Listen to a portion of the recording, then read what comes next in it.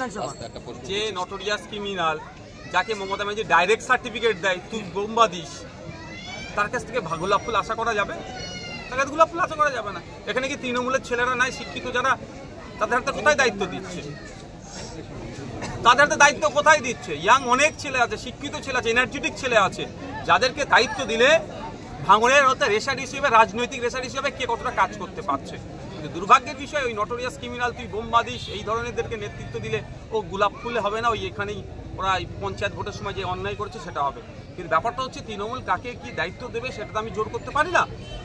তাকে দায়িত্ব দিয়েছিলেন, আগামী দিনে কাকে দায়িত্ব দেবেন সেটা তাদের দলের একান্ত অভ্যন্তরীণ ব্যাপার, সেখানে আমি কিছু বলতে পারবো না। শুধু এতটুকুই বলবো, ভাঙড়ের 5টা লাইব্রেরি আছে বন্ধ হওয়ার উপক্রম, বেশ কয়েকটা বন্ধ হয়ে গিয়েছে, সেইগুলোকে খোলার জন্য তো আমি বারবার বিধানসভায় বলেছি।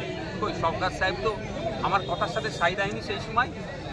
এখানে একটা গার্লস হোস্টেল নির্মাণ হয়েছিল জাবলগাছি অঞ্চলের অন্তর্গত।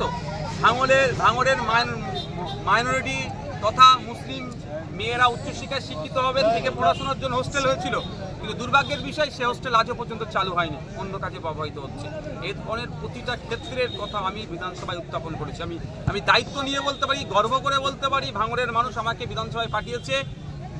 যে কোনো বিধায়কের সাথে আমি চ্যালেঞ্জ করতে প্রস্তুত আছি। তারা তাদের নিজস্ব এলাকার সমস্যার কথা যতটা না বিধানসভায় তুলতে পেরেছে, ভাঙড়ের বিধায়ক হিসাবে আমি আমার এলাকার সমস্যার কথা তাদের থেকে কয়েক গুণ বেশি তুলেছি।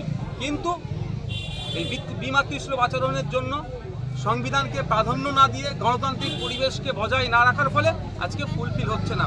আমি আশা করব অপদপ্ত সরকারের কাছে কিছুটা হলেও আশা করব ভাঙড়ের যে চাওয়া পাওয়াগুলো আছে সেগুলোকে পূরণ করা হবে। তানার কথা বেখেলাফভাবে বলেছিলেন যে ভাঙড় বিধানসভাতে উন্নয়নে ভরিয়ে ফেলবো, শওকত মোল্লা বলেছিলেন। তানার কথা বেখেলাফ হওয়ার আগেই কি ভাঙড় ছাড়া হচ্ছেন শওকত মোল্লা? কি দাবি আপনার, বা ভয় পেয়েছে আইএসএফকে? তার যত কম কথা বলবেন তত ভালো।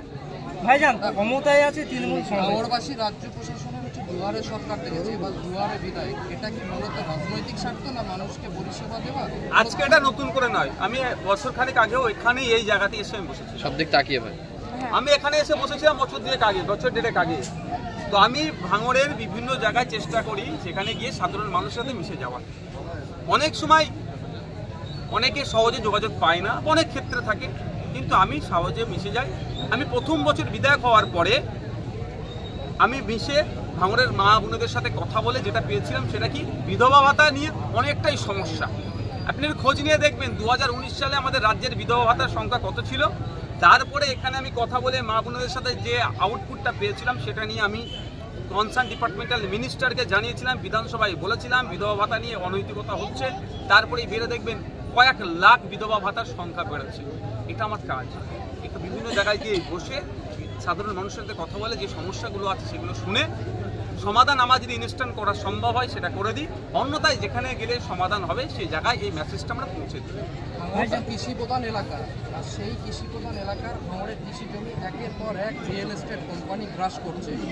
এই নিয়ে আপনি বিধায়ক, আপনার মানে স্টেটমেন্ট বা আপনার কর্মসূচি কী হচ্ছে?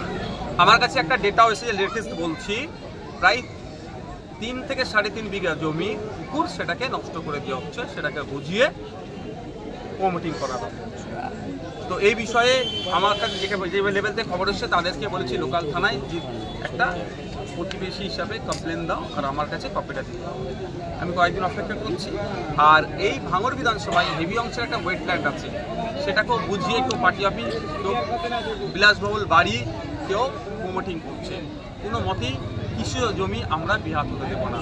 কৃষি আমাদের ভিত্তি, কৃষি আমাদের রাজ্যের অর্থনীতির চাকা ঘুরাচ্ছে কৃষকরা, তাদের জমিকে কেড়ে নেবে, কোনো মতে হতে দেবো না। আমি আপনাদের মাধ্যমে বলবো আজকের পর থেকে কারো যদি 1 ছটাক জায়গা, কারো যদি 1 কাটা কৃষি জমি অবৈধভাবে কেউ দখল করে, কেউ ভয় দেখিয়ে ধমকে চমকে সেটাকে চাষ করতে না দেয়, আপনি সে যে কেউ হতে পারে আমার সাথে যোগাযোগ করুন, আমাকে শুধু তার পক্ষ থেকে একটা লিখিত অভিযোগ দিন, আমি ব্যবস্থা গ্রহণ করব।